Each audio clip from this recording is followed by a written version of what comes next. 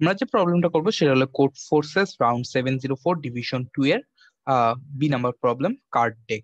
এখানে বলা আছে আমাদের কি এনটা কার্ড দেওয়া আছে, এনটা কার্ডের নাম্বার থাকবে হলো 1 থেকে এন পর্যন্ত। লাইক আমরা যদি একটা টেস্ট কেস দেখি, তাহলে এই কেসটাতে যদি দেখি তাহলে সবচেয়ে নিচে একটা কার্ড আছে, সেটা হলো 4, তারপর আছে 2, তার উপরে কার্ড নাম্বার 5, তার উপরে কার্ড নাম্বার 3, কার উপরে কার্ড নাম্বার 6, তার উপরে কার্ড নাম্বার 1, এইভাবে আছে। এটা যদি আমরা একটু ভিজুয়ালাইজ করি তাহলে এইভাবে সবার নিচে কার্ড আছে এইভাবে 4, 2, তার উপরে 5, তার উপরে 3, তার উপরে 6, তার উপরে 1, এইভাবে কার্ড আছে।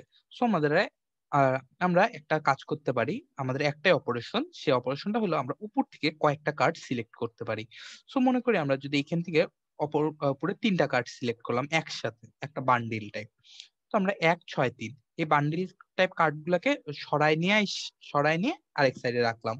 তো আমাদের জিনিসটা কিরকম হবে, এখানে সবচেয়ে নিচে থাকবে 3, তারপর হবে 6, তার উপর হবে 1, তার উপর হবে 1। তো এই হিসেবে আমরা কাজ করতে পারবো। তারপর এই 3টা কার্ড নাই হয়ে গেছে, এখন আমরা উপরে মনে করে 2টা কার্ড নিলাম, তাহলে নিয়ে আসি এর উপরে রাখলাম। এর উপর রাখলে হবে 2, এর উপর রাখলে হবে 5।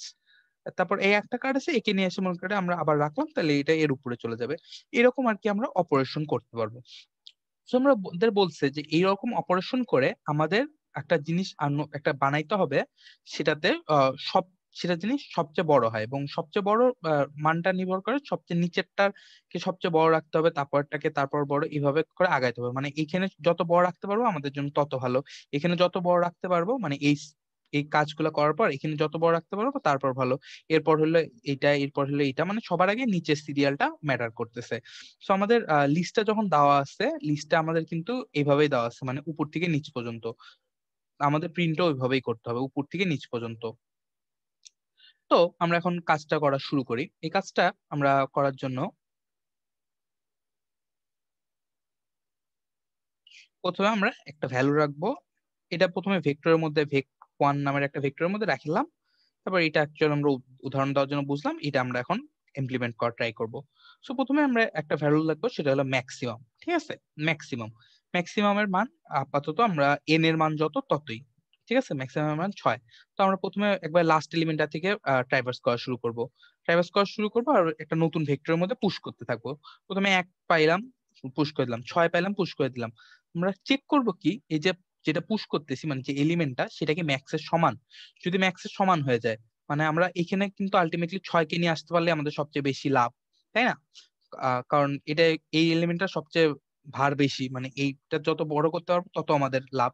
তো এখানে আমরা যদি 6 নিয়ে আসতে পারি, তো আমরা এরকম করে নিয়ে আসবো, নিয়ে এসে এখন রিভার্সে জাস্ট এই এলিমেন্ট গুলাকে নিয়ে এসে এখানে বসাই দিব। মানে এই 1 আর 6 পিক করলাম, তো এখানে 6, এখানে 1, এভাবে বসাই দিলাম। ঠিক আছে, এখানে 6, এখানে 1, এভাবে বসাই দিলাম। এরপর ভেক্টরটাকে ক্লিয়ার করে দিব। তারপর আবার ম্যাক্সের মান এর সাথে সাথে আবার ম্যাক্সের মানটাকে আপডেট করতে হবে।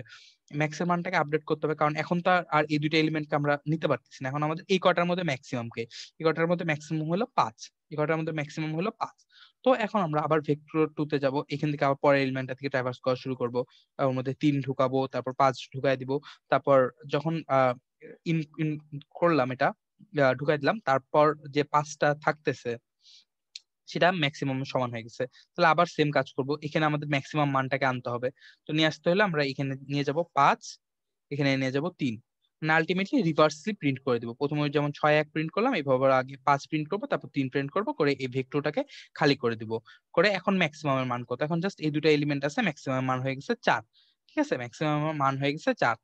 তো আমরা এখন ভেক্টরতে কি করব, প্রথমে 2 পুশ করব, তারপর 4 পুশ করব। যখন দেখতেছি ম্যাক্সিমামের সমান, তখন আমরা করব কি এটাকে রিভার্সলি এখানে নিয়ে যায় বসায় দিব। এখানে 4, এখানে 2 দিয়ে এটাকে আবার ক্লিয়ার করে দিব। এখন আর আমাদের পুরো জিনিসটাই ফাঁকা হয়ে গেছে, এখন আর ম্যাক্সিমাম বলে কিছু থাকবে না। আমাদের এই লিস্টটাকেই আলটিমেটলি আমরা যেভাবে প্রিন্ট করতেছিলাম, মানে রিভার্স রিভার্স করে প্রিন্ট করতেছি, মানে প্রথমে যেমন 6, 1 প্রিন্ট করলাম, তারপর 5, 3, এভাবে এই প্রিন্টটাই করতে হবে। এই কোডটা যদি আমরা এখন দেখি, প্রথমে আমরা টেস্ট কেস নিয়ে নিচ্ছি, তারপর কয়েকটা ভ্যারিয়েবল নিয়েছি, তারপর ইন্টিজার 3টা ভেক্টর রাখছি, একটাতে ডাটা ইনপুট রাখার জন্য, একটা ওইরকম টেম্পোরারি কাজ করানোর জন্য, আরেকটাতে রাখছি যে আমাদের কি কি অলরেডি ইউজ হয়ে গেল। এটা কিসের জন্য, জাস্ট আমরা ম্যাক্সিমামের মানটা যাতে ধরে রাখতে পারি। যেমন এখানে আমরা ম্যাক্সিমামের মান রাখলাম প্রথমে 6, আমরা যখন এগুলা ইউজ করে ফেলবো তখন ওটাকে 1 করে দিব। যদি ইউজ না হয়ে থাকে তখন আমরা ম্যাক্সিমামটাকে নিতে পারবো। কারণ আমরা তো এখানে যদি ম্যাক্সিমাম 1 ও হইতো আমরা 1 কে নিতে পারতাম না। কারণ আমরা 1 আগে ইউজ করে ফেলছি। তো ওই হিসেবে ম্যাক্সিমাম মানটা হিসাব করার জন্য আমরা আরেকটা ভেক্টর 3 রাখছি। ওটা কোডটা আরেকটু আগাইলেই ভালো মতো বোঝা যাবে। ওর মধ্যে সবগুলাকে প্রথমে 0 করে রাখছি। তো প্রথমে ম্যাক্সিমামের মান n রাখলাম। তারপর বা ইভ তারপর সব এনটা ডাটা ইনপুট নিলাম, নিয়ে ভেক্টর 1 এর মধ্যে রাখলাম। তারপর লাস্ট থেকে ট্রাইভার্স করা শুরু করছি। কারণ আমাদের কি আমরা এই 1 6 5 3 1 6 3 5 2 4 এভাবে যাচ্ছিলাম। তো ওই হিসেবে ফর n-1 থেকে 0 পর্যন্ত যাব। প্রথমে ভেক্টরের মধ্যে মানে টেম্পোরারি ভাবে যেটা করতেছে ওর মধ্যে পুশ করে দিলাম ওই ডাটাটাকে। তারপর চেক করবো এটা কি ম্যাক্সের সমান। যদি ম্যাক্সের সমান হয় তাহলে রিভার্স ভাবে ওই জিনিসটাকে জাস্ট প্রিন্ট করে দিব। আর যেহেতু এগুলো ইউজ হয়ে যাচ্ছে সো ওই ভেক 3 তে ওই মানগুলোকে 1 করে দিব।